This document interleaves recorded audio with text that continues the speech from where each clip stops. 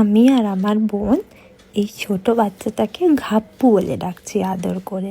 ঘাপ্পুকে নিয়ে আমি আর আমার বোন যাচ্ছি ডক্টরের কাছে। ওকে যেদিনকে এনেছি সেদিনকেই আমরা রাত্রে ডক্টরের কাছে ওকে নিয়ে গেছি, কারণ ওর ভ্যাকসিন চালু করাতে হবে। আর ভ্যাকসিন শুরু হওয়ার আগে একটু ওষুধপত্র খেতে হয়, সেগুলোই আনার জন্য।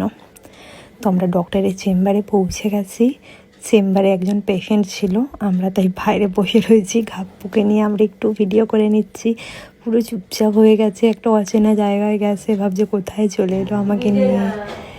ও তো একটা অন্য জায়গায় ছিল, হুট করে এরকম জায়গায় চলে এসছে। এই যে ডক্টরের চেম্বারের ভেতরে আমি ডক্টরের সাথে কথা বলছি, আর ওই যে চুপচাপ শুয়ে রয়েছে। বাড়ি আসার টাইমে রাস্তার মধ্যে আমার বোনকে কোলে নিয়েছে। গাড়ি ঘোড়া দেখে ও তো অবাক, পুরো একদম একটু মুখে আওয়াজ নেই, কোনো বিরক্তবোধ না কিছু। বাড়িতে এসেই ঘুম পেয়ে গেছে যে ও খাবে, ওর দুধটা গোলা হচ্ছে যে ও খাবে বলে। এই যে আমার বোন দুধটা গুলতে বসেছে, কিন্তু চোখ খোলারই নাম নেই। চোখ বন্ধ করে করে ওকে ড্রপ দিয়ে খাওয়ানো হয়েছে।